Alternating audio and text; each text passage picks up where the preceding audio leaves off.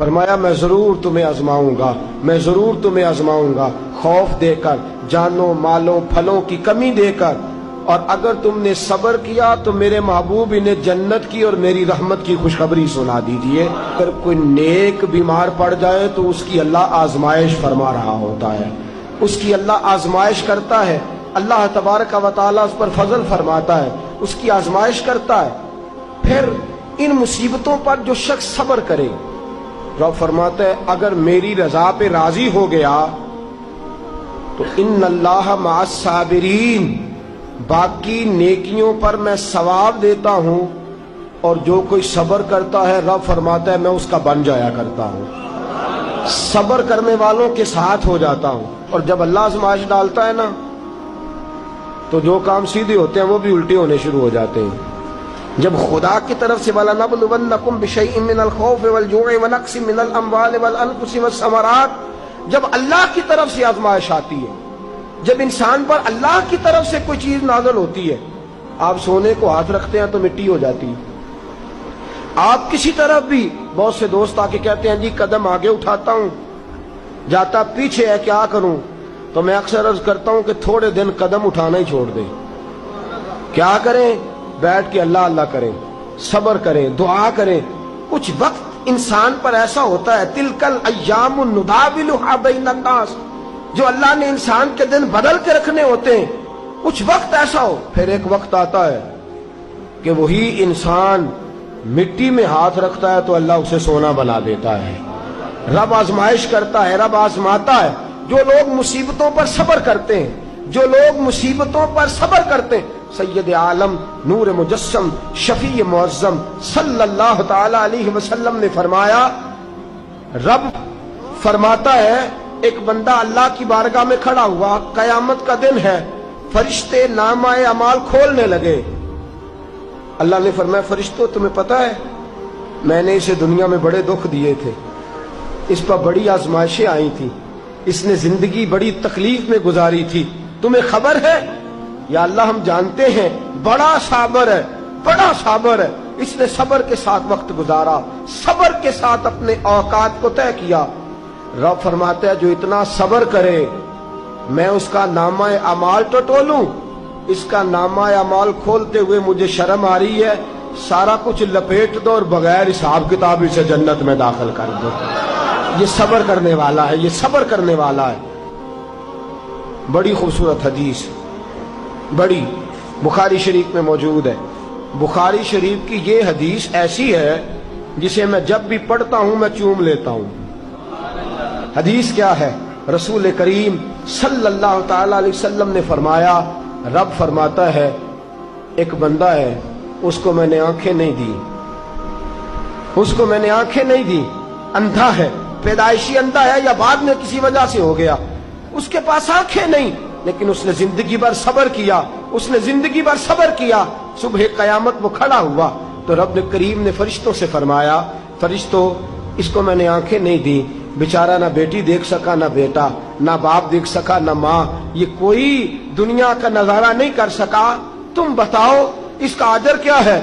فرشتے کہتے ہیں مولا جنت کا اعلیٰ درجہ دے دے، اللہ اسے بے حساب بخش دے۔ اب فرماتے اس نے ساری زندگی بغیر آنکھوں کے صبر کیا ہے، اسے صرف جنت نہیں ملے گی بلکہ آج اسے اس کا رب اپنا دیدار بھی کرائے گا۔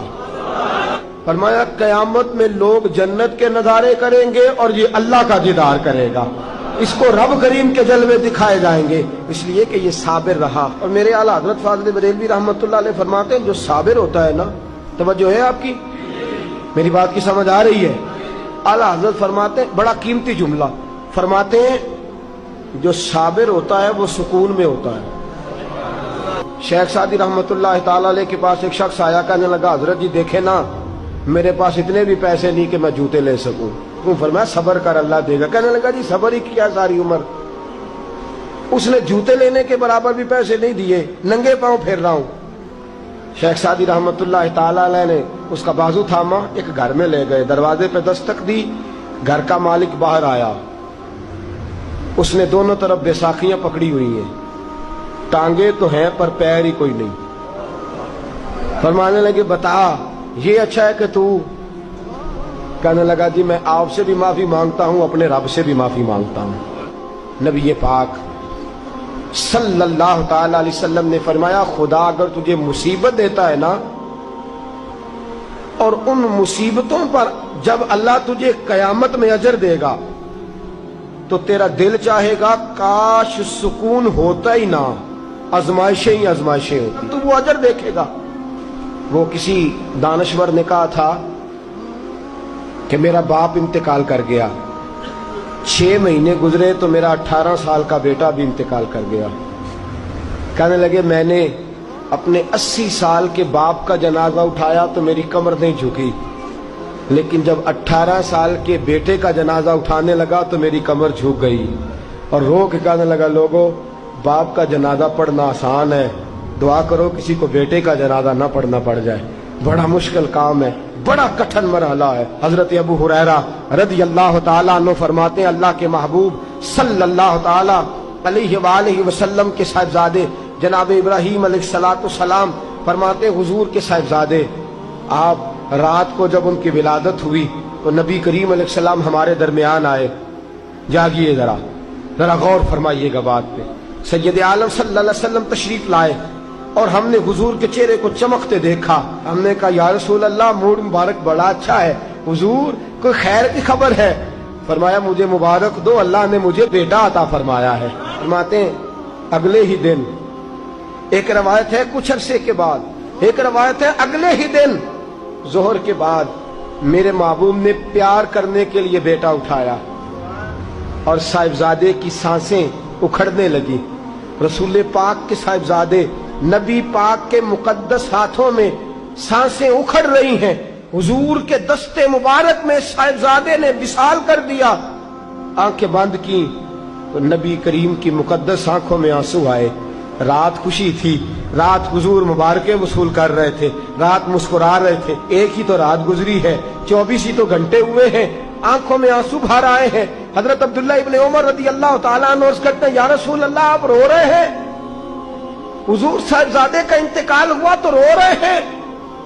نبی رحمت صلی اللہ تعالی علیہ وسلم نے فرمایا عبداللہ دل میرا غمزدہ ہے، آنکھوں میں آنسو ہیں، پر میں اپنی زبان سے وہی جملے کہوں گا جس سے میرا اللہ راضی ہوگا، میں کوئی بے صبری والی بات نہیں کروں گا۔ اور یاد رکھیے مصیبتیں اللہ کے پیاروں پر آتی ہیں۔ 500 سال فرعون نے دعویٰ خدائی کیا ہے معاذ اللہ، 300 سال فرعون کا حال یہ تھا کہ ننگے پاؤں کانٹوں پہ چلتا تھا اور اس کے پیر میں کانٹا بھی نہیں چبھتا